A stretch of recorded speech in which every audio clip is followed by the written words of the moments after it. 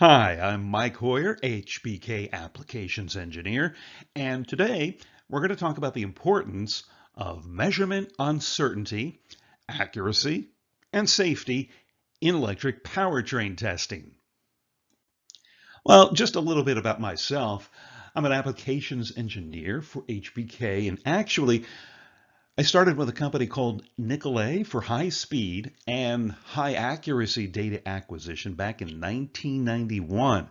And here I am, 4 acquisitions later.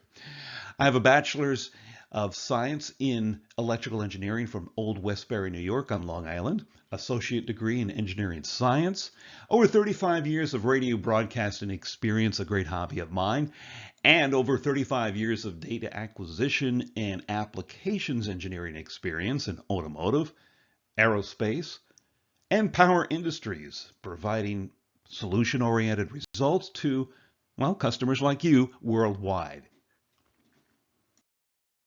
So basically, here is our agenda. We're going to start with measurement uncertainty, why use it, what is it, and how to measure it. In fact, we'll even talk about reading power analyzer data sheets for measurement uncertainty.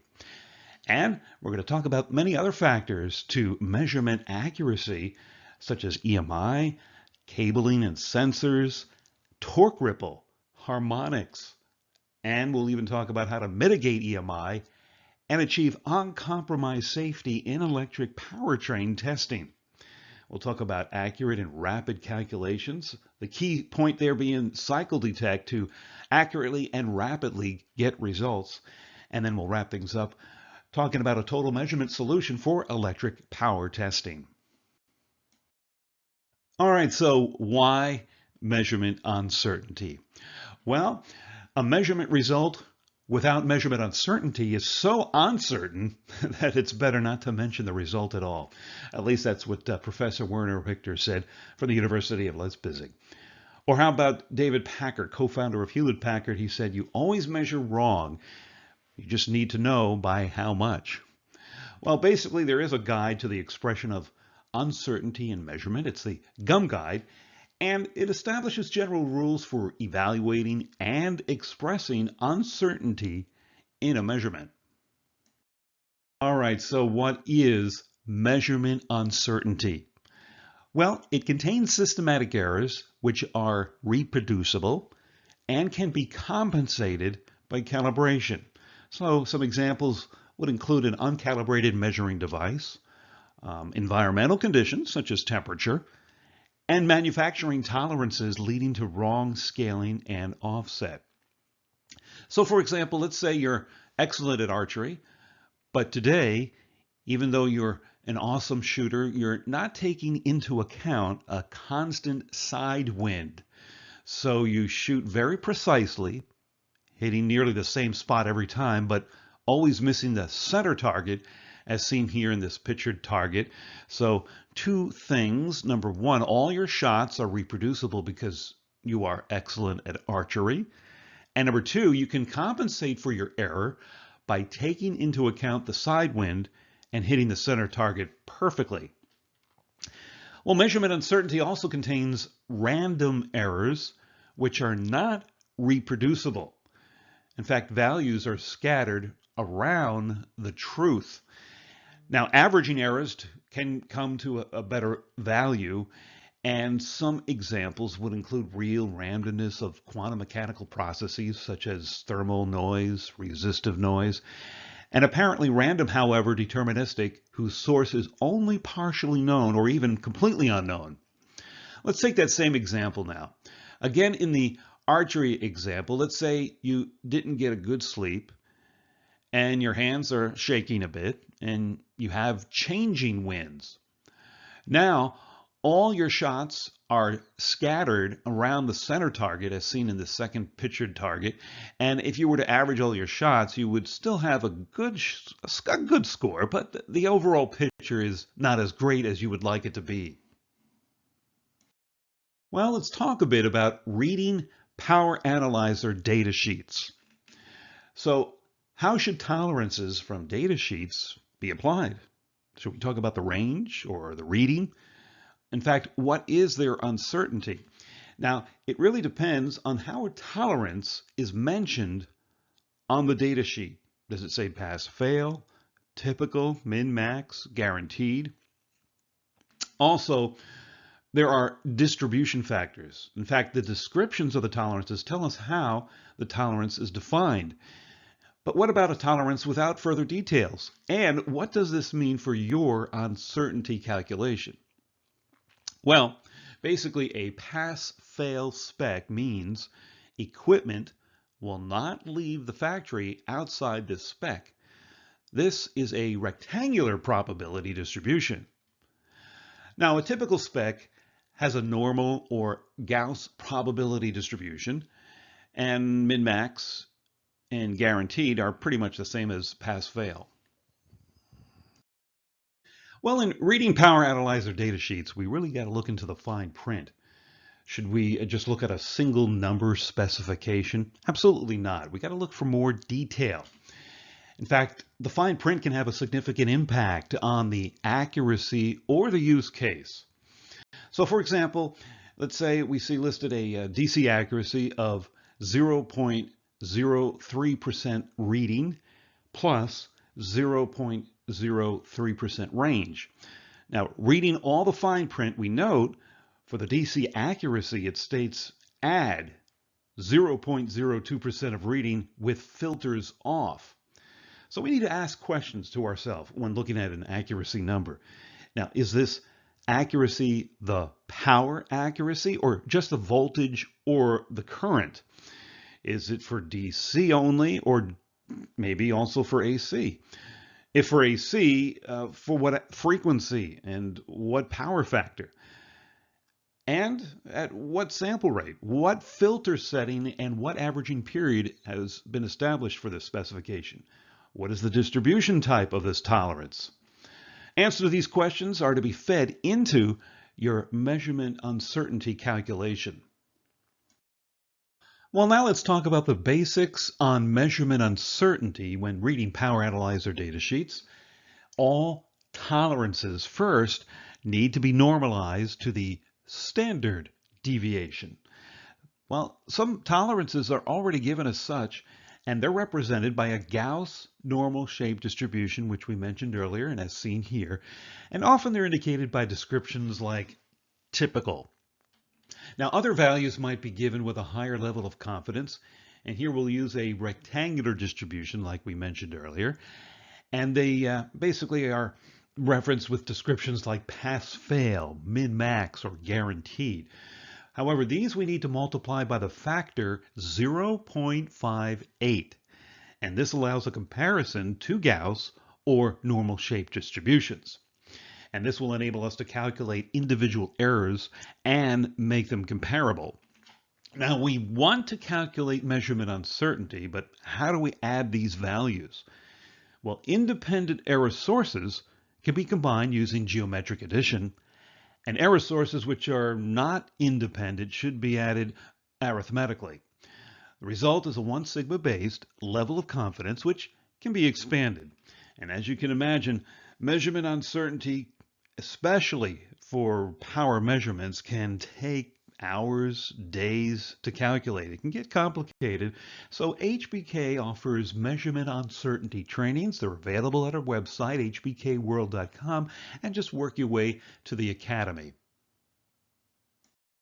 Well, to get a little bit more familiar with some of these measurement uncertainty calculations, I felt a quiz or two could be something that would really help out here. So you're not in school, you're not going to be graded, but just a better way to maybe pass some of this information along. So first question, here we go. What is the advantage of a specification given as pass-fail limits?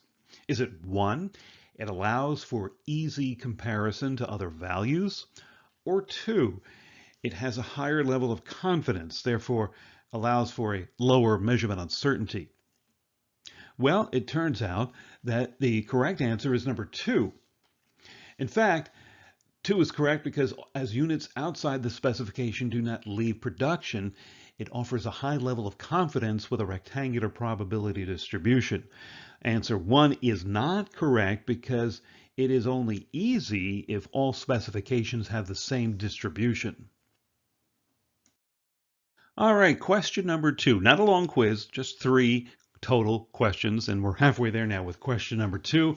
We are comparing specifications from 2 different suppliers to determine measurement uncertainty performance. So let's say supplier A specifies an error of reading for the area we are measuring as 0.04%. And let's say supplier B specifies an error of reading for the area we're measuring as 0.055% with a pass-fail limit. So how should we compare the 2 tolerances? Should we, 1, just compare them? They're just numbers. Or number 2, multiply supplier B specification by factor 0.58 to compare to supplier A. Or number 3, multiply supplier A specification by factor 0.58 to compare to supplier B. Well, it turns out the correct answer is 2. Multiply supplier B specification by factor 0.58 to compare to supplier A. So basically answer 1 is not correct. We can only compare specifications with the same probability distribution, and if the distribution is different, we need to calculate everything to the same probability distribution. Answer 2 is correct because supplier B is given as pass-fail, and therefore it is a rectangular distribution, and supplier A does not specify a distribution. Therefore, we need to assume a typical spec or Gauss-shaped distribution and apply a factor of 1. And answer 3 is not correct because supplier A does not specify a distribution. Therefore, we need to assume a typical spec or Gauss-shaped distribution and apply a factor of 1. All right, we're in the home stretch, the final question in our quiz, and we are measuring DC power.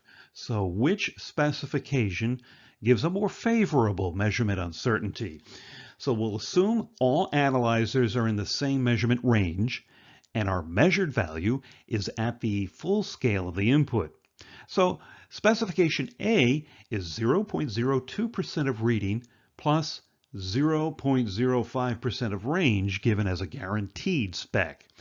Specification B is 0.015% of reading plus 0.020% of range given as a pass-fail spec. And specification C is 0.03% of reading plus 0.03% of range. So the smallest measurement uncertainty value is most favorable, and the question is, what is the correct order if we list from the smallest measurement uncertainty to the biggest measurement uncertainty? Is it 1, smallest is A, middle is B, biggest is C? Or is it 2, smallest is B, middle is C, biggest is A? And number 3, smallest is B, middle is A, biggest is C? Well, how do you go about determining the answer? Well, answer is 3. And basically, spec A and B are rectangular distributed specs with a distribution factor of 0.58, whereas spec C is assumed to be Gauss distributed with a typical value.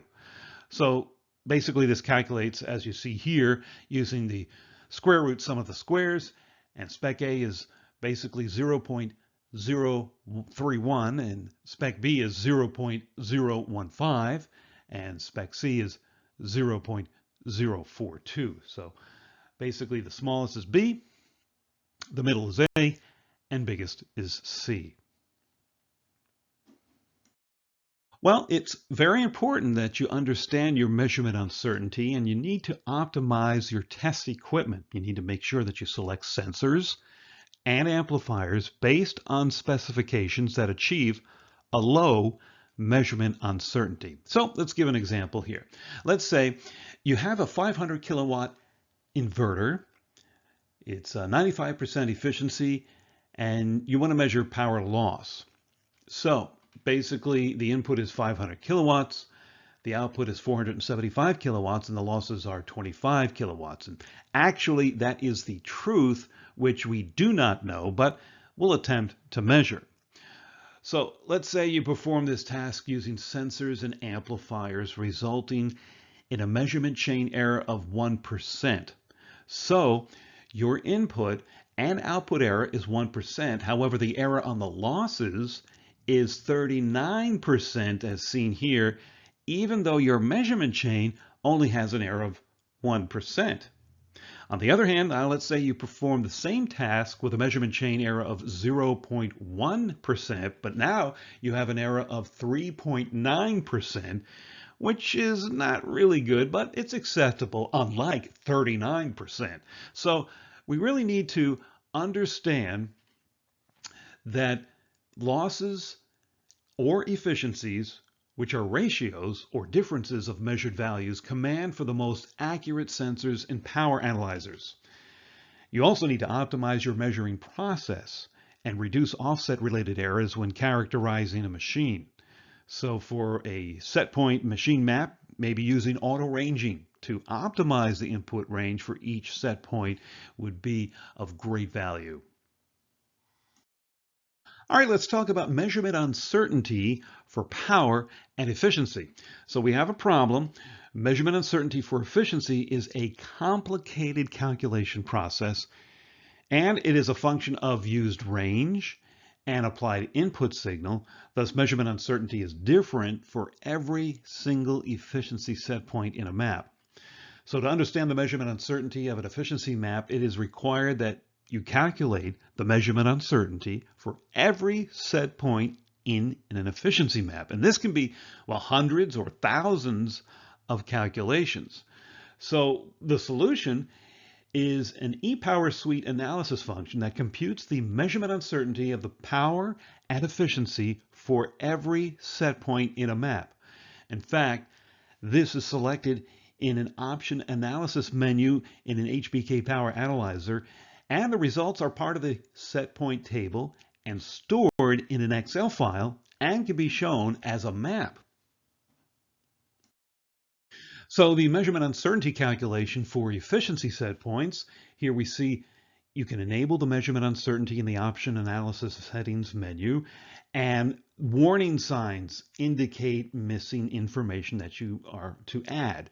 So you click on those triple dots and you'll see that you'll need to add ambient temperature, for example. And after you enter all the additional information, essentially the results become available in the properties window of the set point table. And then, voila, you've got measurement uncertainty automatically calculated for every set point. It's really something that is going to save you hours and maybe even days of calculations. And so the measurement uncertainty is automatically calculated for every set point for electric power, mechanical power, and efficiencies. In fact, it even takes into account recorders, current transducers, sensors, burden resistors, torque sensors, speed sensors that are used in the measurement. So here you see on the left the efficiency map, and on the right the measurement uncertainty of the efficiency map, and then right above the set point table with all the results. So this is a real time saver for basically identifying the measurement uncertainty of your efficiency map. There are many other factors that need to be considered into making a more accurate and safe measurement, and we're going to touch on a number of them now and eventually discuss on how to mitigate these factors later in this webinar. We'll start with EMI, electromagnetic interference. I'm sure you have seen this many a times. Noise, interference, or electricity from one or more sources interfering with a signal. The old analog television, basically interference from a vacuum cleaner, maybe an AM radio in a car, interference from spark plugs or lightning. And we can break up these issues into categories. We have galvanic issues with physical connection between points, ground loops, a path to ground shorter across another circuit, noise into the common path from the load. We have inductive issues, which basically you've got a current carrier induced to a single wire, the transformer effect, capacitive issues with a charge jumping to another source, and radiation issues with electromagnetic interference, radiation over a distance in high voltage and high current situations. So what are the solutions? Basically, low impedance path to ground, eliminate ground loops, make sure you have proper grounding, shielding, eliminate parallel paths, and the distance between your cables, eliminate copper cabling. And actually, we're going to provide a bit more detail on these solutions in just a moment. First, we're going to talk about the additional testing issues and some of the industry trends. In fact, one industry trend is higher voltages with DVT increases. Battery voltages are increasing to improve driving range, and some are as high as 800 volts and even higher. So we need higher measurement ranges and higher voltage safety levels. And you want to be sure the power analyzer meets the needed voltage level and over voltage categories. And most automotive test rigs are Cat 3. So you want to make sure your power analyzer is certified for this measurement. However, many power analyzers on the market are only certified for Cat 2 or to very limited levels in Cat 3. There's also higher frequencies, which is going to have increased EMI. And increased slew rate leads to more EMI. This increases the EMI issues, increased sensitivity for long cables and cable capacitance. This will further limit the bandwidth and increased measurement errors caused by increased cable reflections. So basically, we've got new powertrain demands, and they're becoming more challenging to measure. Well, I'm sure you're quite familiar with setting up your first electric powertrain test. It may have looked something like this, or how about something like this? Well, eventually, once you get things working, you want to start cleaning things up.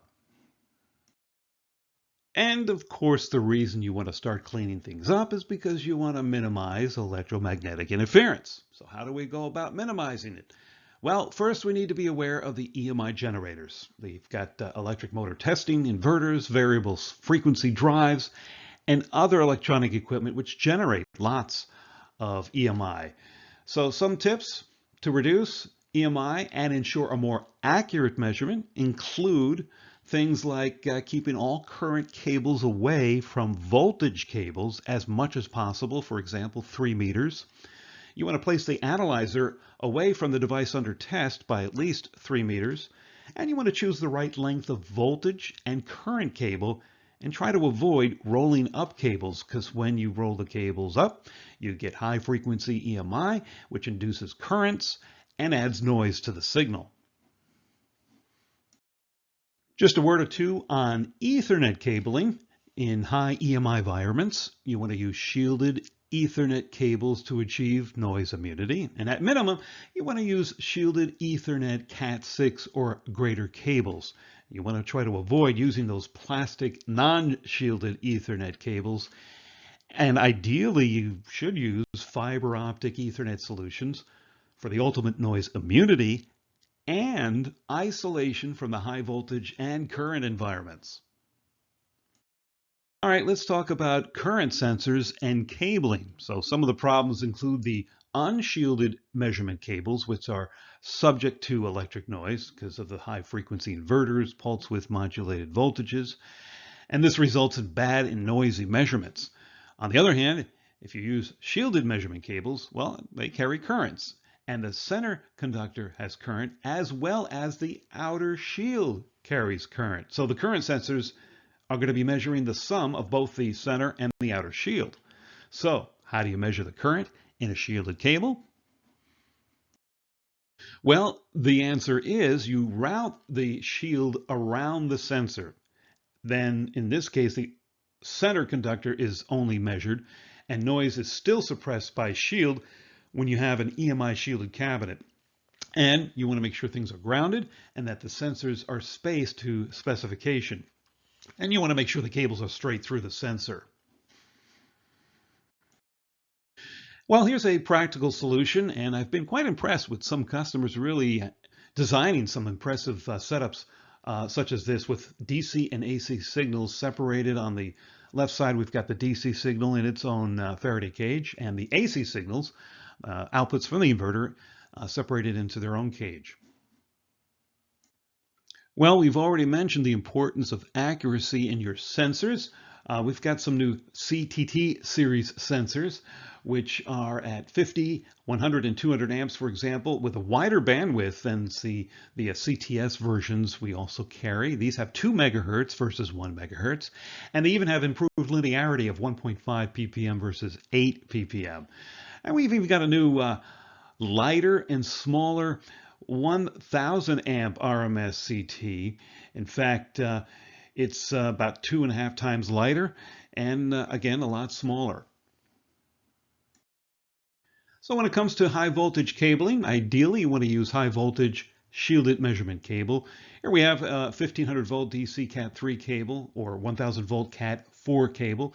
It's designed for 3 phases with a black, brown, and gray. It can be used for single phase as well, neutral to line. And it has a shield connector, yellow, so you can connect that to one side. Don't connect the shield on both sides. You want to eliminate ground loops, of course. So it reduces electromagnetic disturbance from high power inverters and emissions from the rise times of the switching inverter voltages. And they come in quite a variety of lengths, from 5 feet all the way up to 40 feet.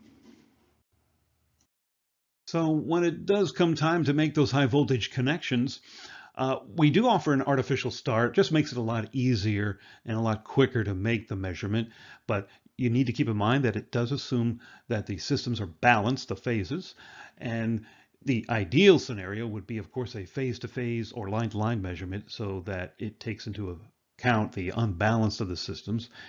And again, you want to connect the yellow shield to the mainframe's ground log. Well, let's talk a bit about the torque and speed signals and their cabling solutions.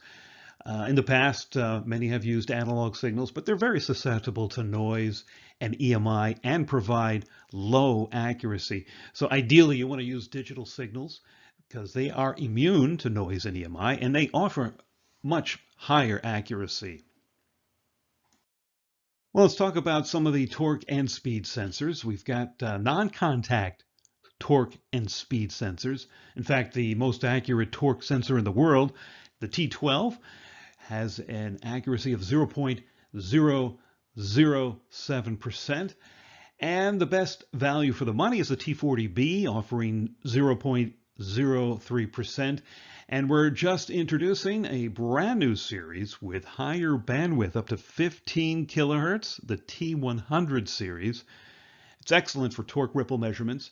It does not have a hub antenna, so that one stator is going to fit all range rotors. It's made of titanium, so you're going to have less metal, yet it is going to be more rigid. A couple of different accuracies will be made available, 0.03 and 0.01, and very conveniently, a web server on the stator makes it easy for setup. Well, since we're talking about torque, here are just a couple of slides on torque ripple, which I like to call mechanical noise. First, what is torque ripple? It's basically an unwanted effect of an electric drive. There are various causes, like modulation method or the mechanical design, but it does have unwanted results like increased noise, vibration, and it even can result in decreased lifetime. So it's essential to understand how much torque ripple is generated. And technically, torque ripple is a small, fast AC component on top of the more static mean torque. So here we see at the bottom waveform in red is the actual torque ripple, whereas the black waveform riding on top of the red waveform is the average torque. And in this example, we numerically see the torque ripple is 10.74% of the average torque of 1.09 Newton meters. So this torque ripple analysis function can be turned on your HBK power analyzer and develop a showing here the efficiency map and a torque ripple map right next to it. So this is going to give you information where a drive might be most efficient, but also where it will vibrate the most. Very helpful in helping you design a better solution for your system. Well, now let's talk about what I like to call electrical noise or harmonics. So we've got active power in the fundamental, and that creates torque, which makes the motor turn. We also have active power in the harmonics, which creates losses and makes the motor hot. So you want to know how much of each type of active power is generated. And actually below is an example of the automatically created real-time formulas for phase 1 in an HBK power analyzer. Now this function, easily activated, can automatically visualize for you the harmonic voltages, currents, and power, as we'll see on the next slide. So here's a real example. We tested a motor with an inverter and only increased the inverter's switching frequency, so everything else remained the same: torque, speed, etc. So the output power is constant, so you would conclude that nothing changed. However, if you look at the inverter harmonic power losses, it decreased with the switching frequency, which means the motor becomes more efficient. Although this is a two-edged sword in that when you increase the switching frequency, you increase the losses in your inverter. However, using this tool, you can make the same measurements on your motor and determine the optimal operating range for your motor and inverter. All right, let's talk a bit more about cabling. So here we see problems with typical cabling. There are dangerous voltages near the power analyzer and lots of EMI issues throughout the measurement area nearest the power analyzer.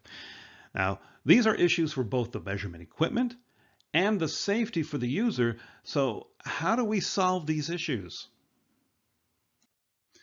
So here's an excellent solution. Using a fiber optic solution called remote probes, which mitigates EMI for a more accurate measurement. It provides uncompromised safety for the user and offers independent probe calibration. You only need to calibrate the remote probes, and there's no need to remove or disrupt the power analyzer mainframe. You can also use much shorter cables from the measuring point to the front end of the remote probe, which can be placed close to your signal source. And using an integrated CT power supply in the current remote probe eliminates lots of the CT cabling associated with an external CT power supply. And this distributed setup can be used with fiber optic cable lengths up to 328 feet or 100 meters. So now we've eliminated the EMI issues from the power analyzer, as well as the dangerous high voltages near the power analyzer, making a much safer environment for you, the user, which is now replaced with a fiber optic solution.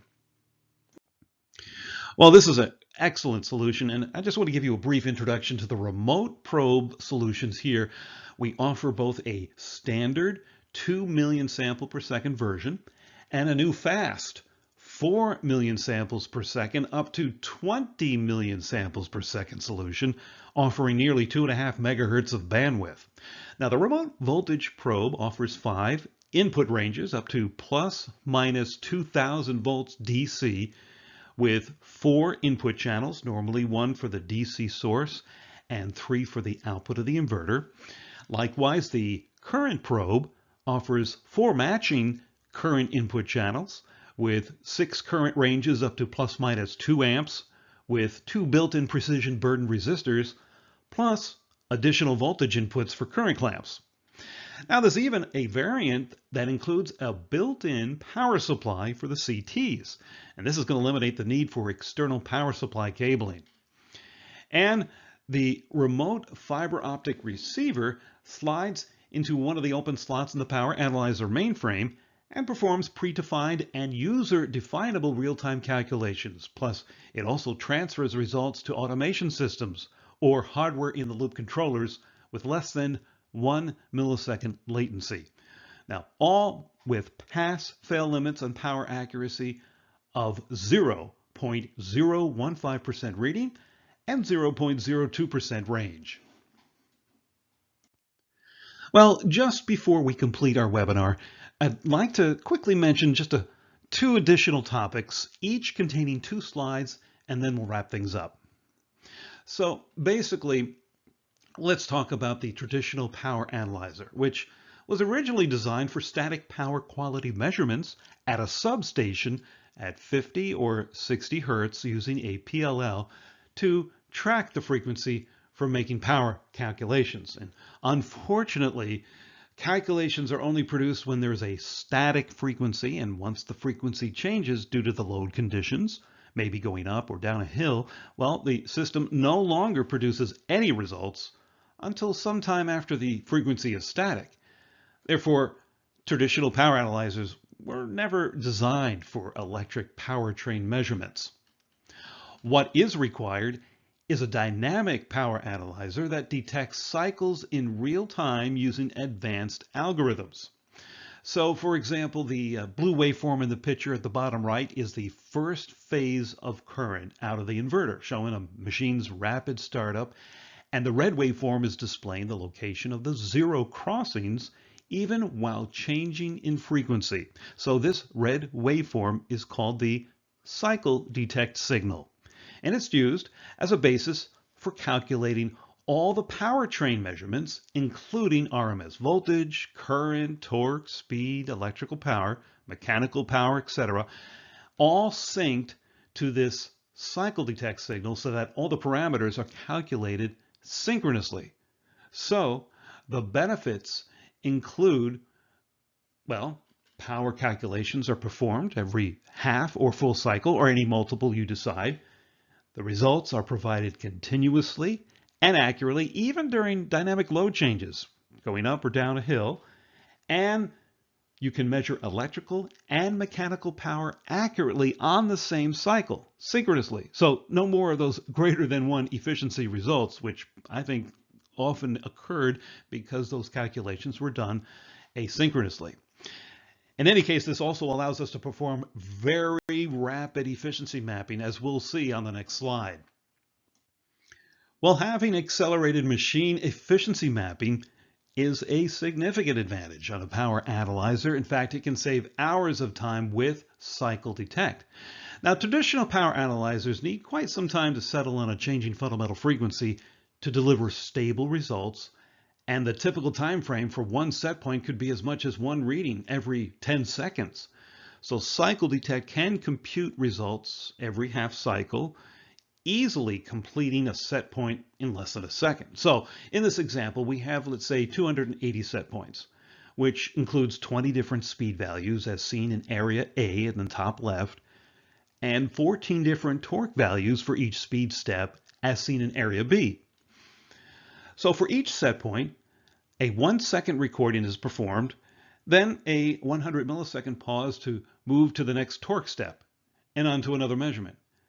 Now, after an entire torque ramp, there's a few seconds pause to proceed to the next speed step and then on to the next set of torque steps. So the entire efficiency map is done, well, let's say in about 8 minutes. Whereas on the typical power analyzer, it would take at least 10 times longer due to the 10 seconds settling time between changing of frequencies and added wait time for motor cooldown. So as a result, this accelerated efficiency mapping saves a lot of expensive test time.